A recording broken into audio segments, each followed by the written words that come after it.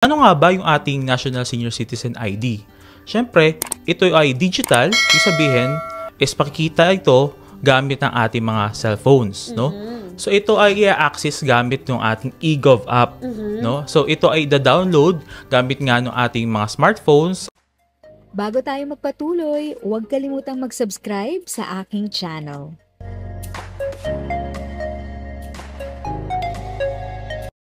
Thank you sa pag-click ng aking video. Good day po sa lahat ng mga nanonood. Sa mga bagong viewers at napadaan lang, by the way, I'm Tita Eda. Welcome to my channel.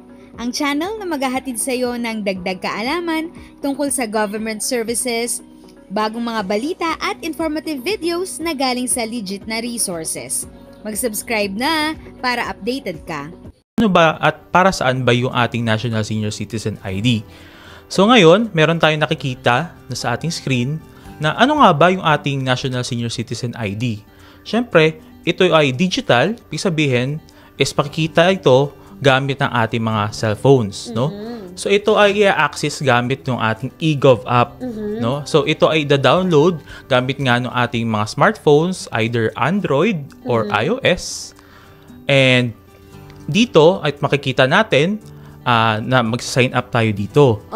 So once na mapunta tayo doon sa ating Play Store or sa App Store, ito yung magagamitin natin, ay i-start na natin yung pag-i-install ng ating eGov So mag-download muna sila, pupunta muna sila sa App Store o kaya naman sa kanilang Play Store, Google Play Store, para i-download yung eGov app. Hahanapin nila yung eGov app and then they have to download the application. And then after that, ano nang next na step para sa ating mga senior citizens, Sir Jerome? Tama yan, Mr. Rin. So, once na i-install na natin, i-launch na natin ito, no? So, once na-click natin yung eGov app, is yung kailangan natin syempre, meron tayong dalawang kailangan. Maliban doon sa ating mga smartphone, syempre, kailangan natin yung mobile number, no? Ito dapat ay active, no? Kasi ito yung makakuha at ito yung gagamitin natin para sa pagla-login natin sa eGov app. At ito rin yung gagamitin natin para dun sa ating mga OTP mamaya. So kailangan ng email tsaka ng cellphone number ng ating mga senior citizens. Tama yan, Mr. Rin. Sige. Okay, so once na natanggap natin yung ating OTP, so meron sa ating magti-text dito do sa ating binigay na valid number. So, ilalagay natin to at lalabas na kagad at magre-request na kagad ng ating MPIN. So, ito ay 6-digit MPIN na ito yung gagamitin natin sa tuwing tayo ay magla-login do sa ating eGov app.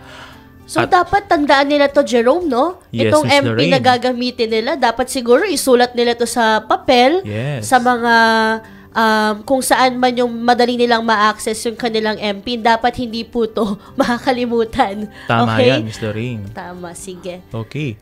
So, next nyan is yung pag-verify na natin ng ating identity do sa verification process. Kung tutusin, ito yung isa sa pinaka-importante na feature ng ating app. No, ibig sabihin, dito manggagaling yung verification, validation do sa ating data. So, kailangan, unang-una, kailangan kompleto ito. From the name hanggang sa makapag-submit tayo hanggang sa ating mga signature. Okay. And then, once na ma-verify na natin yung ating name, yun. So, syempre, yung ating full address is kailangan po ito. So, wag po natin itong isi-skip and dapat po ito ay kompleto. Once na okay na po yung ating addresses, is dito na po tayo sa ating live selfie picture. So may selfie. Yes. Ako, mahilig sa selfie ang ating mga senior citizens. Correct. So dito, yung ating picture kasi ay nagagamitin dito ay yung gagamitin natin doon sa profile natin at yung nakasave doon sa ating data sa PhilSys, sa National ID. So dito, makikita natin na tayo ay syempre dapat so ating mga seniors na medyo nahihirapan sa pag-access ng ating mga cellphone, marapati natin at dapat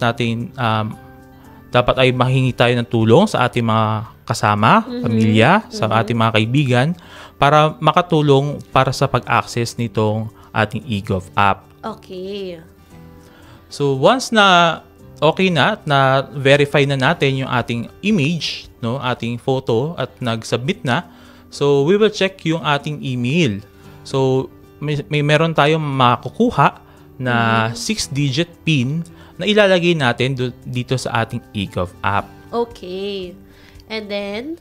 So once na nalagay na natin, ayun, so congratulations na at okay na at meron na tayong eGov application. Okay, yan. So, yan, meron pa tayo Paano naman kapag nag-failed verification, ano naman yung gagawin natin dito?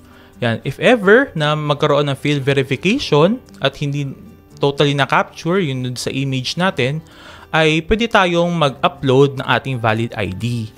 And then, for the validation process with the eGov app, is i-check to within 7 days. And then, after that, congratulations and you already have your eGov app. Oh, ganun lang pala yun kasimple, Sir Jerome. Actually, based on your discussion, basically, we need 3 things. Number 1 is your smartphone. Yes. And then your cell phone number. And then your email. And 4 po pala ang kailangan, na basic na kailangan natin para magkaroon ng digital ID at ng eGov application sa ating cellphone. Kailangan natin ng internet.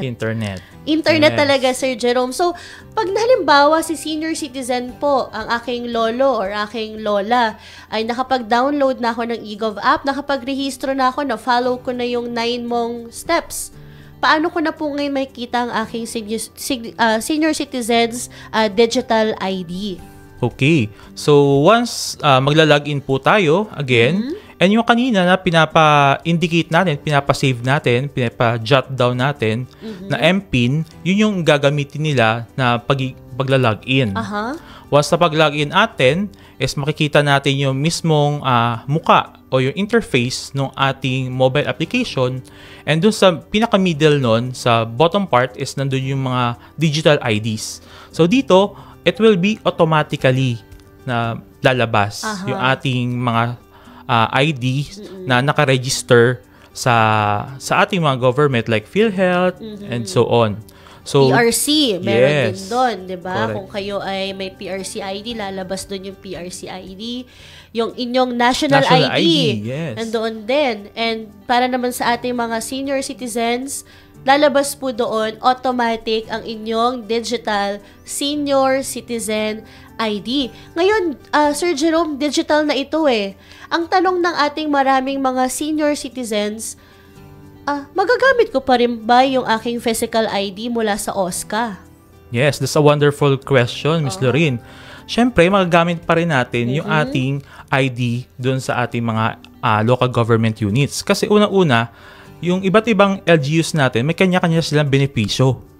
No? Yes. So, at yun ang nire-require nila, yung senior citizen ID na yung mga validation number or reference number nun, ang una nilang tinitignan para makakuha ng benefits sa ating mga LGUs. Okay. So, beside that, dun sa ating sa digital ID is kailangan pa rin, valid pa rin parehas ng ating IDs. Okay. So, pwede pa rin nilang gamitin yung kanilang physical ID at yung kanilang mga digital ID sa pag-access ng kanilang mga benepisyo. Kung halimbawang sila ay kailangang mag-hotel, mag-check-in sa isang hotel, pwede nilang ipakita ang kanilang digital ID to avail the 20% discount. Yes, Ms. Lorraine. Alright. Pwede rin yung inyong OSCA ID.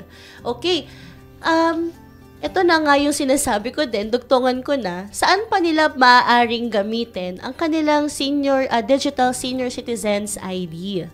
Ayun, so maliban dun sa ating mga establishments, syempre meron siya mga 20% sa ating mga establishments. Parehas din dito sa ating physical ID. Magagamit din atin itong national ID.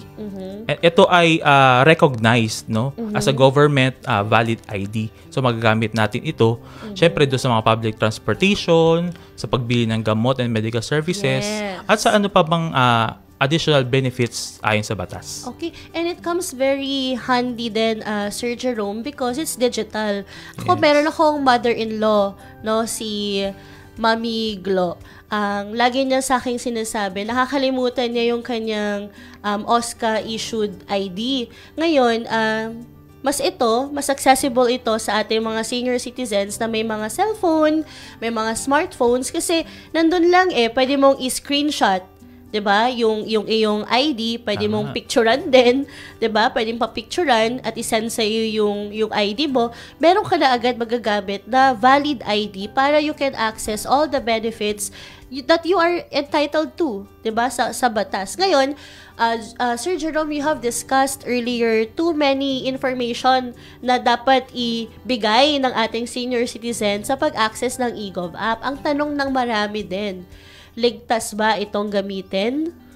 Yes, of course. Ligtas na ligtas yung ating eGov app kasi it is secure and encrypted technology, no? So, hindi lang siya one or twice encryption, thrice encryption siya kung ganun ang level ng encryption of the data. Kaya ligtas na ligtas ito sa ating mga senior citizen na gamitin. Actually, Jerome, I was trying to also access yung Shopee.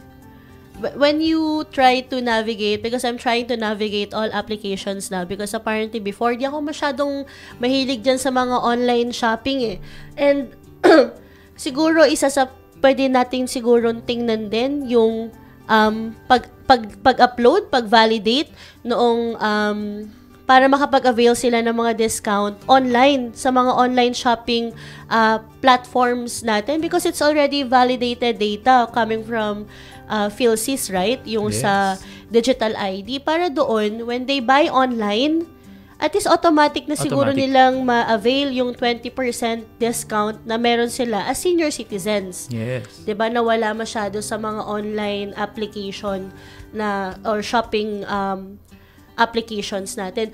Naku, ito Sir Jerome, baka kasi masingil ang ating mga senior citizens, ang ating mga ka-Golden Heart. May bayad ba ang pagkuha ng Digital Senior Citizens ID? Ayun, so mga ka-Golden Heart, pag po kayo mag-alala dahil libreng-libre po yung ating Digital Senior Citizens ID at wala po itong, kung just in case na may mag-text po sa inyo na humihingi ng kahit anuman, so wag po kayo maniwala doon dahil libreng-libre po ito. Okay, yan po libre. At sa ating mga kabataan dyan, sa mga kapamilya, wag na rin ho nating singilin yung ating mga senior citizens kapag nagpatulong na magpa-download ng eGov app. Baka naman pahingi ng 50, pahingi ng 20 para i-download si Lolo at Lola. Again po, paglilinaw po namin, libre ho ang pag-download ng eGov app sa ating Play Store at sa ating App Store sa Apple, okay? So, libre ho yan. Wala po kayong kailangang bayaran. And, Sir Jerome, yes, Sir Ray. Ito bang digital ID na to? Pwede ba itong gamitin kahit walang internet? Doon sa ating pagre-register, no, at pag-access ng ating eGov app, talagang kailangan siya na magkaroon ng internet. Dahil yung mga data na sinasabit natin at mare-register, kukunin ng cellphone natin, babato, itatransfer siya dun sa database ng eGov app. So, ganun siya ka-importante, kaya kailangan to ng internet. Gayun pa man, merong ngayon na bagong feature si eGov app na kahit walang internet is pwede nang ma-download offline yung ating national ID. Yes. Actually, may mga iba pa ako nakikitang questions Actually, when you navigate your eGov app and you would want to change some informations on your IDs, ang pwede hong palitan ay address lang and signature. Signature. So, meron pong signature doon sa ating eGov app. Okay? Once you update your signature, it will appear to all your IDs na makikita sa inyong eGov app. Tama yan. Okay? And then, how to access naman yung backside ng inyong ID? You just have to click something doon sa ID, show back ID, then makita nyo po yung likod ng inyong mga ID. Tama Ito, mag-address mo din tayo ng mga katanungan natin mula naman sa Facebook comments kasi syempre, ang mga senior citizens natin, sanay talaga sila sa may hawak. na ID. Yes. 'Diba? So, gusto nila na i-print So, pwede pa rin ba silang mag-print ng kanilang digital ID? Of course, Miss Lorraine. Pwede sila mag-print ng kanilang digital ID. No? So, make sure lang na tayo kung mag-print is, alam naman, mahilig tayo mag-collect ng mga IDs, na physical IDs actually, no? So, ngayon, ang gagawin is, pwede natin itong i-print and yung iba nilalaminate pa nga yung ating IDs, no? So, para talagang secured at hindi mababasa. So, pwede po talagang i-print ito at ipakita to anytime. If sa tingin mo, natulungan ka ng video ko na ito, nakasave ka sa oras mo, you can click yung thanks button at any amount ay malaking help sa pag-grow ng channel ko. Yun lang po muna ang aking update. Sana ay nakatulong na dagdag kaalaman ang aking share today. Ang goal ng aking channel ay mag-create ng awareness. Kung ganitong mga topic ang gusto mo, panoorin mo ang mga videos ko na ito.